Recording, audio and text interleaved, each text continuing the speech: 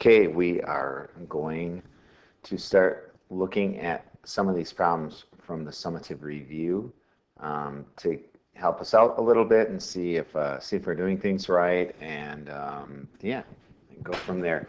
So let's take a look at problem one. Now in problem one, they are asking you to graph a function. They're not asking you to do anything more than just graph it. So we have to remember our process for graphing functions that have an x squared term, like that right there, right? And that's the dead giveaway right there, that we're getting something that's not just going to be super cut and dried, right? That we gotta do something a little different with this because we have that squared there. So if you remember, this is a quadratic, right? It's quadratic, and what we have to do when we have a quadratic function is we have to do our process of finding the axis of symmetry. Then, once we have that, we are going to find our vertex, which is the x-coordinate for the vertex is your axis of symmetry, right? Because these are symmetric functions. And then once you find your vertex, you're going to plot 2 more points, right? And then because it's symmetric, we will you'll actually plot 4 more points, but we need to find 2 points. And then once we find those, finding the other 2 is just a matter of reflecting them. So that's what we got to do. That's our process. And that's what we are going to do. So let's make ourselves some room right here, and let's have at this. So let's do step 1. So we're going to find our axis of symmetry, right? So I'm going to write axis of sym. All right. So to find that, you have the equation x equals negative b over 2a. All right, and that's just something kind of that we taught when we did the lesson, and something we have to more or less remember. Okay, so the negative b and the b and the a that we're talking about in here, we are getting from the coefficients from our quadratic equation, right? And remember, we think of them as ax squared plus bx plus c. So our a is going to be our coefficient that's in front of our x squared, and our b is going to be our coefficient that is in front of the x term, the x to the 1 power. So in this case, we have x equals, and write your negative sign, and then we're going to put b in. Well, b is negative 4. So we put negative 4 in. And then we have 2 times the coefficient in front of x is 1. Whenever you just have an x or an x squared, and it doesn't look like there's a coefficient, that means there is a coefficient of 1. All right. You have a negative negative here, right? Double neg. So that's going to be turned into 4, and then 2 times 1 is 2. And then 4 divided by 2 is 2. So for my vertex, right, I now know that my x-coordinate is 2. And so what I am going to do is I'm going to plug this into this equation, all right? So we did our axis of symmetry, and now we're going to plug this into this equation to find the y-coordinate of my vertex.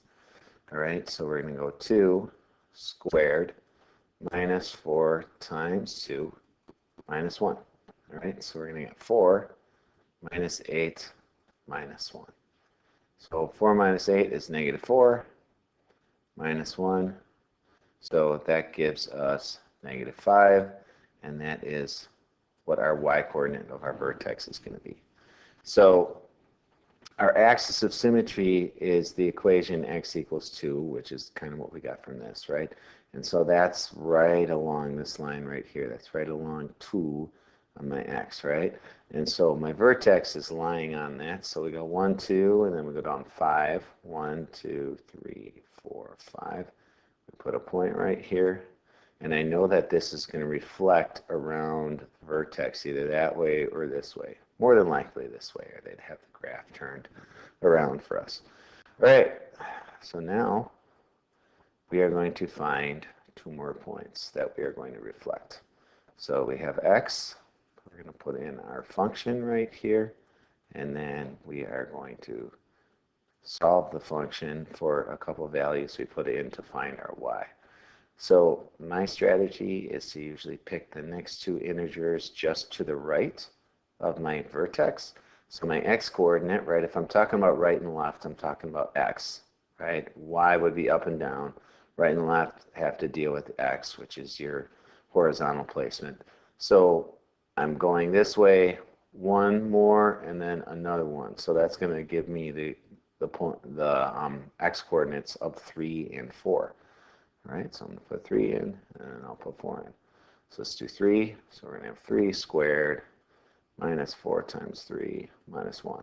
So that's going to give me 9 minus 12 minus 1. 9 minus 12 is negative 3. Negative 3 and negative 1 make negative 4. So I have the point 3, negative 4. So I'm going to go over to 3, and I'm going to go down 4 units, which puts me at negative 4. And then, because this is my axis of symmetry, and I'm going to try to draw it without making a real mess, right? This line right here is my axis of symmetry. So I'm going to put my point reflecting over that. So it's 1 away from the line here. So I'm going to move it 1 over here. And that is my reflected point. Okay, now let's put 4 in. So we're going to have 4 squared minus 4 times 4 minus 1. So that's going to give me 16 minus 16 minus 1. Well, 16 minus 16 is 0. 0 minus 1 is just negative 1. So we're going to go over to 4 and then down to negative 1. And now we're going to reflect it. So it's 2 units away this way. So go 2 units that way. Keep it at the same vertical distance. And then my parabola is going to look something like that.